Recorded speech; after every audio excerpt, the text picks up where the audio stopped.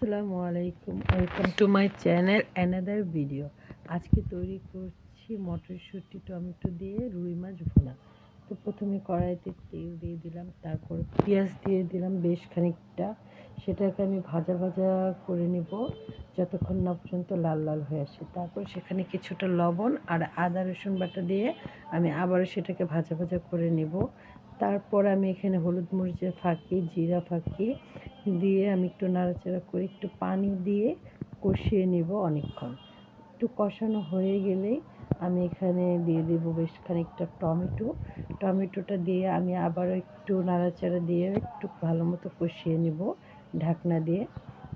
তো ঢাকনা খুলে আমি আবার একটু মটরশুঁটি তা দিয়ে একটু নাড়াচাড়া করে দেবো। মটরশুঁটিটা আমি সিদ্ধ করে নিয়েছি, টিপে ফ্রিজিং করে রেখেছিলাম, সেখান থেকে দিয়েছি।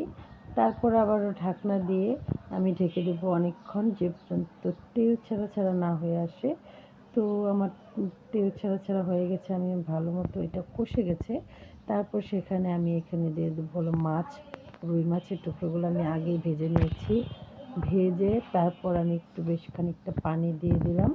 পানি দেওয়ার পরে আমি এটাকে একদম ভুনা ভুনা করব, তাই আমি অল্প পানি দিয়েছি। আপনারা যে যেরকম পানি মানে ঝোল খেতে চাইলে ঝোল বা শুকনো খেতে চাইলে পানি আরেকটু কম দেবেন। তো আমি ঢাকনা দিয়ে ঢেকে রাখলাম, ঢেকে রেখে ঢাকনা খুলে আমি কিছুটা পরিমাণে ধনিয়া পাতা দিয়ে দিলাম। এই তো হয়ে গেল আমার রুই মাছের ভুনা তরকারি। তো ভালো লাগলে সাবস্ক্রাইব করে পাশে থাকবেন।